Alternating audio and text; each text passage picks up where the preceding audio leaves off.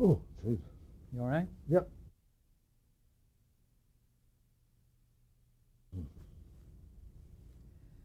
In working with Sherwood Schwartz on Gilligan's Island, what were his talents? Did he have those characters very well formed when he came to you with the idea? Perfect. He had it solid from the beginning.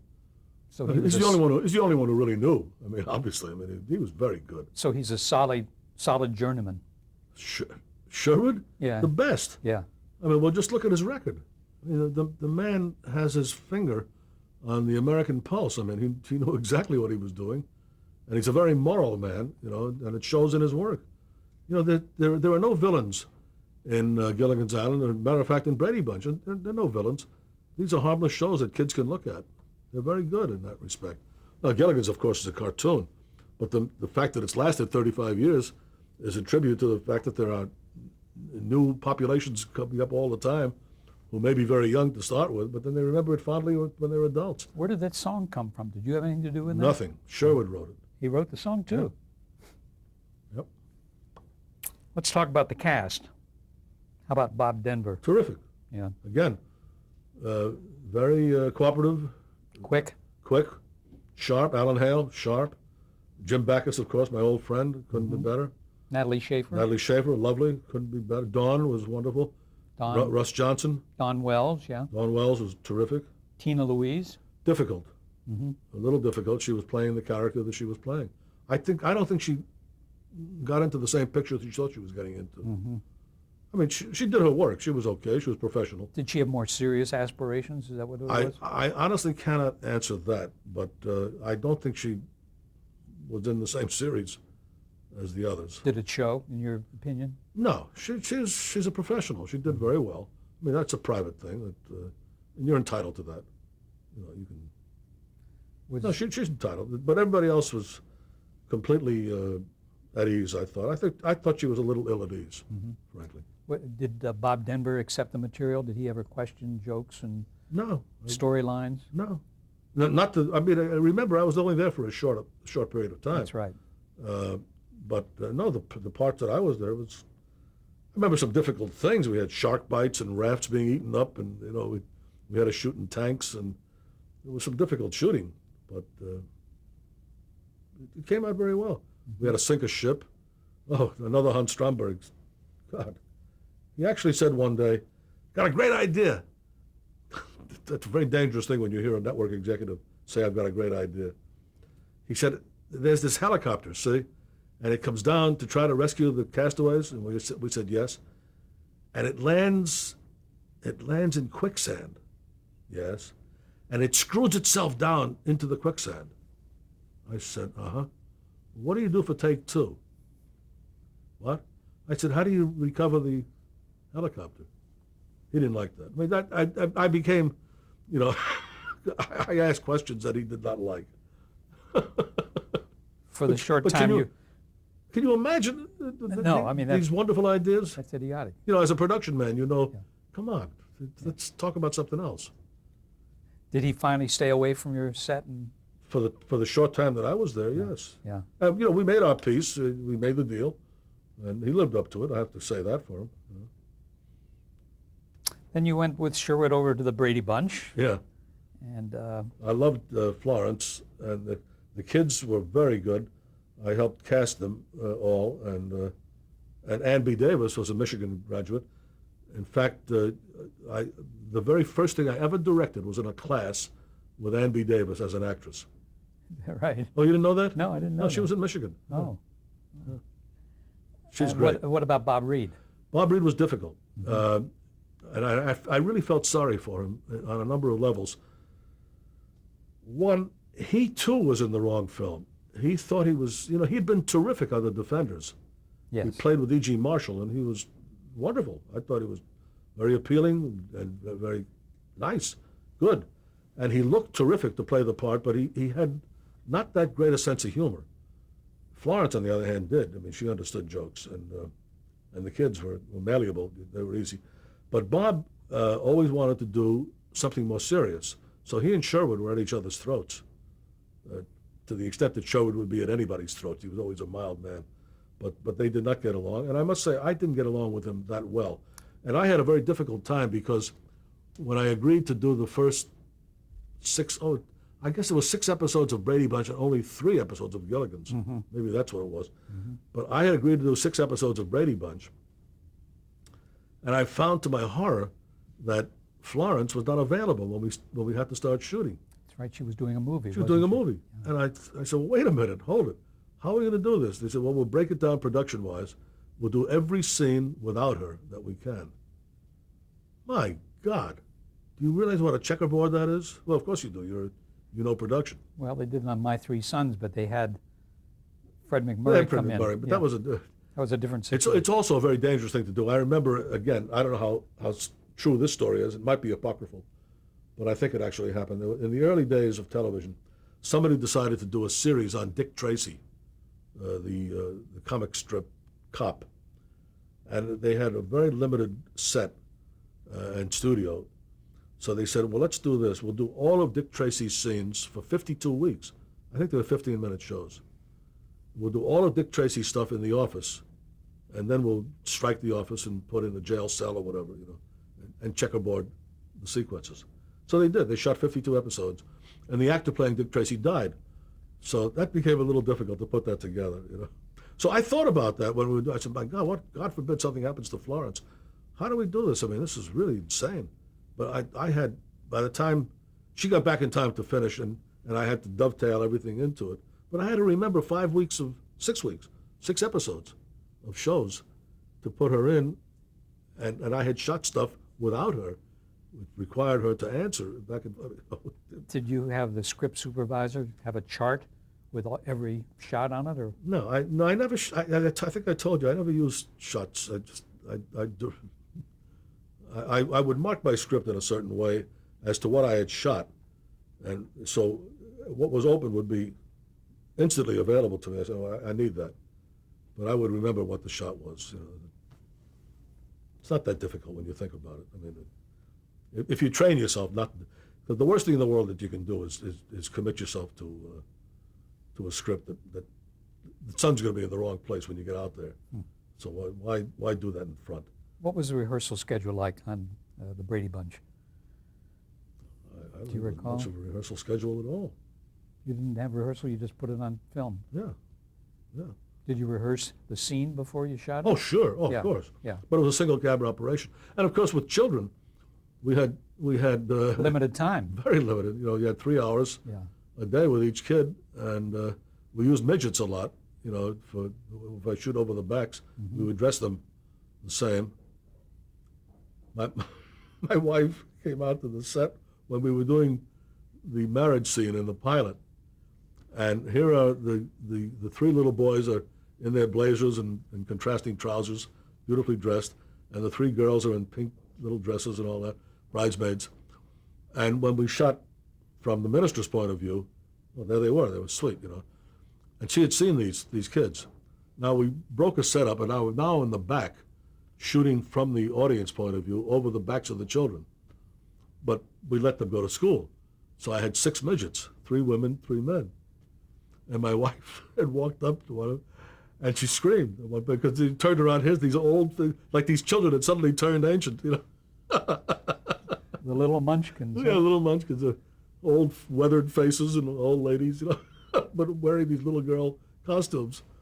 It's a bit of a shock.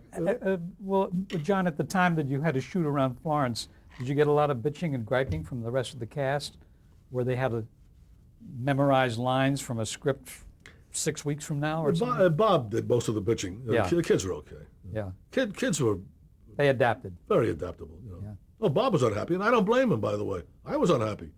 I didn't want to do that.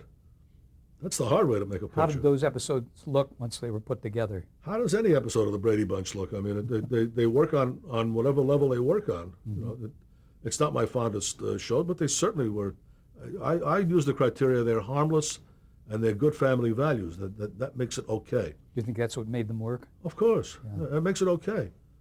It's certainly a whole lot better than the garbage we're putting out today. Yeah. Ah, We're going to talk about that in a little bit. okay. Did you get any intervention from the Paramount regime at all on the Brady Bunch? You mentioned Doug Kramer's Yeah, name. Doug wanted to change Florence's hair he was interested in hair, and both Sherwood and I said, leave her alone. She's an actress. She knows let her be comfortable. So there were arguments about that. Mm-hmm. But he had a thought about hair. Mm-hmm. Something I never thought about much. Did you mind working with the children in this particular group? No, I liked them. Yeah. They were good kids. I had worked with Barry Williams before. In fact, I suggested him. Had you helped cast all the kids? Yeah. Uh-huh. No, Sherwood had his eye on most of them by the time I got there. But yeah, I was there to okay it. And Barry I had worked with on Gomer Pyle and some other show, I forgot which. I'd had him twice, and he was good for his age. He was. And Maureen McCormick?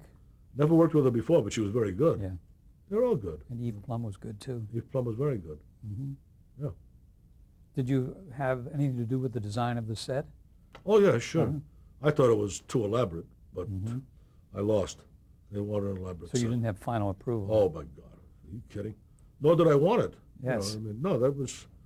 They wanted this. The guy's an architect, and he lived in a mansion. And I said, with 6 children, I don't know if it works, but it seemed the audience accepted it. And Sherwood, again, give him credit. Yeah. He made the final determination on that, and he was right. He's right. Well, it's become a national Yeah. icon. So It to is an speak, icon. yeah. Sherwood's Sherwood's right about an awful lot of stuff. I mean, he knows his business. Why was it you only directed 6 episodes, John? I think I had someplace else to go to, if I'm not mistaken, didn't I? Had All in the Family come up at that point? Because that's Oh, the next no. thing you went to.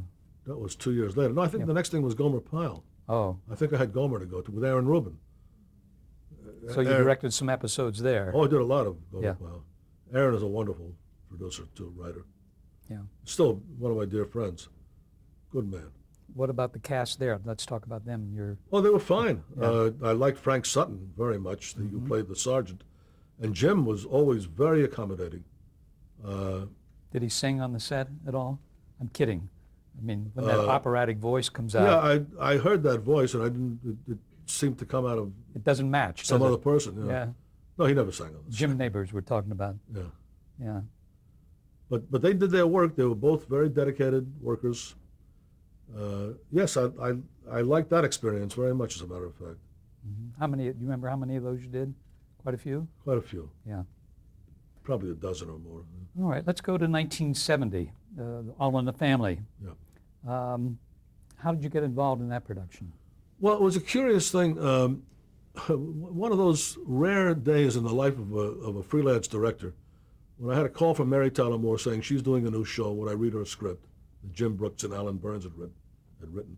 Same day, Norman Lear sent me All in the Family. And I read both of them, and I thought, my God. And I called Mary. In fact, I met with Jim Brooks and Alan, and I said, I really, having had Mary, pardon the expression, having worked with Mary on Dick Van Dyke, I thought this would be a very good show, but it kind of, some overtones of reminiscence. It just feels okay, like another comedy that might be good, but this other thing is outrageous. It was 1970, and the dialogue that was written there just blew me away. And I called Norman. I said, they're not going to make this, are you? He said, yeah. I said, is anybody going to put it on? He said, they say they will. Well, I told Mary, I said, I've really got to do that show, even if it's an exercise. I don't think it's going to get on. But I was committed to the first 6 shows, whatever it was. And Had they already made the 2 pilots were on there? oh yeah, they had made 2 pilots that didn't work. Did they show them to you? I saw one of them. I forget which, but Bud Yorkin had directed both of them. What'd you think of it?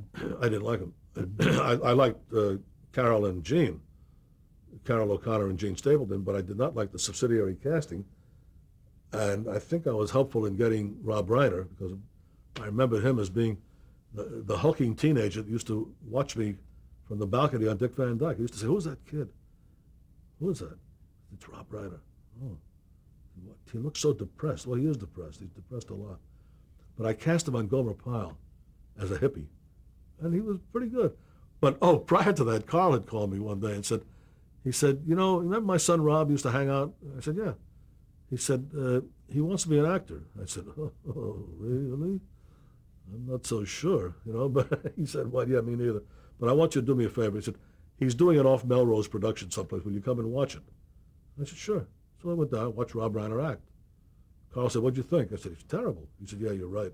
Well, I tell you one thing, in our business, if you're not telling the truth, you're not really earning your bread. That's another thing. I meant to say that earlier with actors. I always tell them the truth. They know if I say it's good, they know that I feel that it's good. I may be wrong, but if I feel it's good and I'll say it's good, it's good. And if I say, you know what, there's something more to be gotten, or it's bad, or it's not good, they got to trust that because they know I don't soft soap. I'll tell them the truth. So I told Carl the truth. And he said, yeah, I agree with you. Then he called me a little while later. He said, there's another show. What, again with the Rob? He said, yeah. I said, okay. Went down, looked at it. Marginally better. I said, it's still not a career for him. No. He said, you're right. Then along came this hippie, and Aaron Rubin had written it, and I needed a hippie around a campfire or something. I said, let's get Rob, because it had that kind of look. And when he did that, and then I thought about him when we came up with Meathead, and Lear and I talked about it. I said, God, he'd be perfect. Sally, I didn't know. The other two, of course, remained. And then the one discussion I had with Lear about casting was significant because he wanted Cleavon Little to play Lionel, the next door neighbor, the black kid. And I reacted very negatively. And Norman said, why? I said, well, Cleavon Little is a wonderful actor, but he's threatening. He has an aspect that will hurt you in the show. He said, you think so? I said, yeah, I do think so. He's got to be young, and he's got to be neutral in a sense. So he's got to be able to tease Archie in a way that is not offensive. Because white America is going to be looking at this kid. We're saying enough that's strange. Well, he said, all right, see if you can get somebody, go cast, So I called Jane Murray, casting. I said, can you get me some Lionel? She said, oh, I thought we were going to go with Cleavon. I said, well, Norman wants him, but I don't. So get me some people. So it's okay. So she brought in 20, 30, 40 black actors. Nobody fit, for my taste. And Norman said, how you doing with casting? I said, well, it's a little rough. I'm not saying. He said, Cleavon, he's great. I said, I don't think so. So I called Jane. I said, Jane, is there anybody you rejected that maybe didn't have enough credits or whatever? I said, I'll see anybody for this role. If he looks right, I'm willing to work with a little less experience. Okay, so I saw some people. And finally in came a young man, very good looking, crew cut, afro crew cut, Mike Evans. And, actors should know this. This is important for actors. They think there's an adversarial situation going on when you're casting. The reverse is true. Every director, producer that I know wants you to be a hit. As an actor, you come in, if you are good, my work is done. I'm just delighted. I am not against you. I'm for you. I just pray that you'll be right. And sometimes actors are dismissed and not cast, not because they failed to do the job. They could be terrific actors, but they just don't meet the physical requirement, or the voice level is wrong, or the hair is wrong. I remember... Or because it's adversarial, they're on guard. Yeah, they get tired. I said, believe me, directors want you to be great. They want you to be good. Okay, so in comes Mike Evans, and I said, and I thought, uh-oh, this guy looks like my image. And I said, well, great, sit down. What experience have you had? He said, doing what? I said, what acting? Oh, I haven't done any acting. What? You've never been in anything? He said, no. I said, what are you doing now? He said, I'm going to Los Angeles City College. What are you studying? Drama, acting? Ah, okay. So what college plays have you been in? I haven't been in a college play. I said, but when you were in high school, did you? No, I've never been in a high school play. A church play? No. You have never been an actor. You have never appeared, you want to be an actor. I said, what's your ambition? I want to get into the college play. I said, but this is professional. How did you get here? He said, I was hitchhiking on Western Avenue, and a guy picked me up, a black actor, and he said, they're auditioning black actors over at CBS, go on over. So I figured, what the hell, So I said, well, okay, thank you for coming in. Forget him. I went on with the look. I got nobody. That's the only guy that came close is that kid with no... So I said, get him back. So he came back in. Oh, another thing. I said, read the part. He read the part. It was terrible. I said, no. I said, read it with this emphasis or that. A little bit better. I said, thank you very much. Goodbye. I called him back. I said, read the part. He read the part. It was terrible. I said, read it with this emphasis, and he got better. I said, well, that's encouraging. Yes. I said, okay, let me think about this. He said, wait here. So I went into Lear's office. I said, I want you to meet this kid. He said, what kid? I said, this kid's got absolutely no experience that I think is Lionel. He said, you're kidding. Get Cleavon Little. I said, no. This guy has that quality of being non-threatening. He's good-looking. He's young. He can twist Archie, and you won't be upset by it. He said, but he can't act. I said, I'll teach him. He said, are you kidding? He said, you know you're going live. By the way, the first 13 weeks of All in the Family, you couldn't edit. It was shot on tape, but it was shot in live form. We presented what we shot. You didn't stop. You couldn't stop. Yeah. There was no way to edit. We were on 2-inch tape. So with an audience? well, definitely with an audience. Right. But I had to cut it live. And I hadn't been in a live control room for 18 years at that point. Wow. And he said, you're going to go with this kid? I said, yeah. He said, well, it's your ass. I said, I'll let you. I brought him in. And he read poorly. And I said, read it again. And he got better.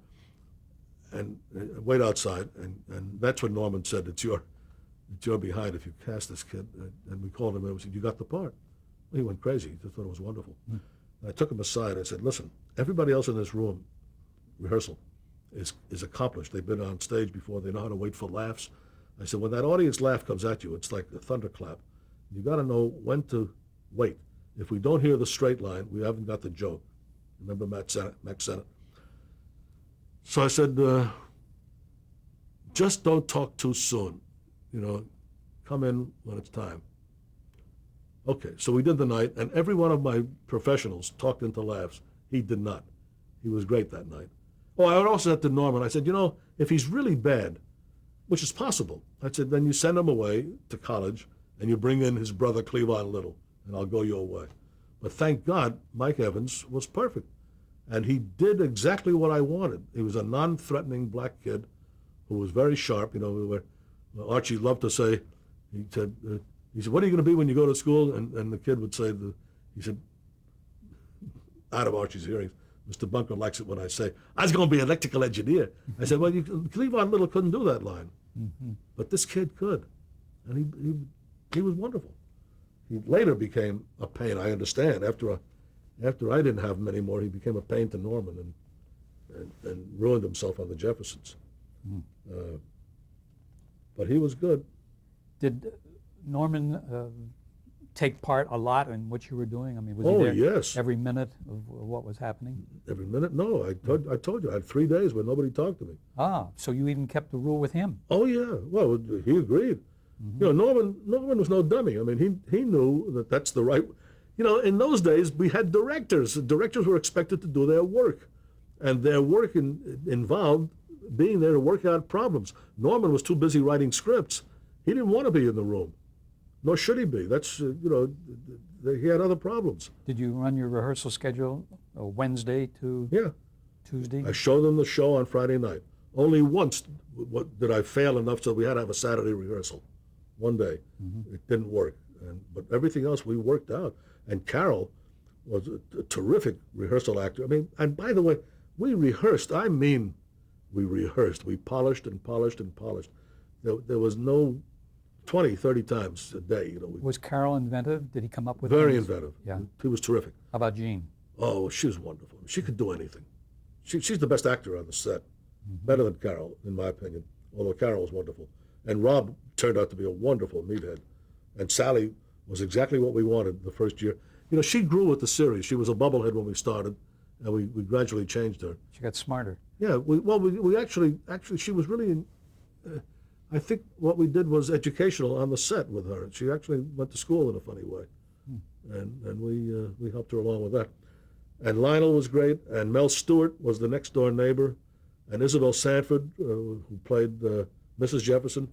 Now, most people don't know that the original concept, but we were never going to see Jefferson, the part that Sherman Hemsley finally played. We always had Mel Stewart, who was the brother. And the idea was that Jefferson was so offended at living in a hunky neighborhood that he wouldn't be seen around Bunker. So if they had any kind of dialogue, he would send the brother, who came over with Isabel. And Archie at first thought it was the husband, and they had these fights with Henry. And one day, Mel Stewart, the wonderful actor playing this brother, came to me and he said he wanted to do a pilot at Fox. Could I be dismissed? Could I be allowed to go? I said, well, but if you do a pilot, I said, you have to be in commitment to them. And we had no control over him. He was a 7 out of 13 actor. I said, are you sure you want to do this? He said, oh, it's a great chance. I said, well, I wouldn't stand in your way. But you know that if you leave, we're going to have to bring in, what was Jefferson's first name? Mr. Jefferson? I don't remember. I can't think of his name all of a sudden. And we have to bring in, his name was Henry. We have to bring in the real George. We have to bring in George Jefferson. So I said, we have enough time for that? He said, yes. So we wrote a script introducing George Jefferson. Okay, now, here again was casting. Norman came back from New York. He said, I got George Jefferson. I said, Norman, you hired somebody? I said, don't we usually do this together? He said, I'm sorry. He said, but I had a chance to do this, and I moved fast. You'll like him very much. I said, who is it? Not Cleavon Little.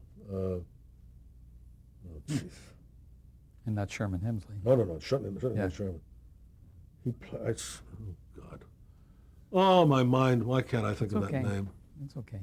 Anyway, he played, and he told me the name, Avon Long. Do you remember Avon Long? No. He was a wonderful black actor, dancer. And I said, Avon Long, the dancer? He said, yeah. I said, I saw him play Sporting Life in Porgy and Bess in something like 1940, 41. Same one? He said, yeah. I said, he's got to be ancient. Are you sure? He said, yeah, he's fine. Great.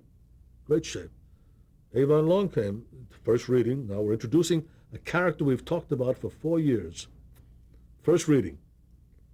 My cast at this point is, you want to talk about on the rails? You talk about perfect pitch. They could pick up a script and be there, and they're reading at that pace. You know, we used to go so fast that I consumed a script and a half every week. Literally. How'd you do that? Because I didn't want slow pace. I wanted the thing to just rattle and go as fast as it can. Dialogue that just zinged along. You're being How many tapped. pages was a half-hour show usually? I think it was like 40. And so you had Oh, 60. 65, 70 pages. Because I shot 25 seconds a page. Most people were shooting 45. And then when I got to editing, I was able to trim it even further to make it rapid fire so fast, actually a little bit beyond normalcy. But everybody was so up that you had a speech and an instant response. There was nobody cleared a throat, nobody waited. It was just, and if you notice, there was never any music on All in the Family. I wouldn't Right. permit it. Norman had one music cue in one episode, and I said, I don't want that anymore. We'll come back to all this in a minute. All right.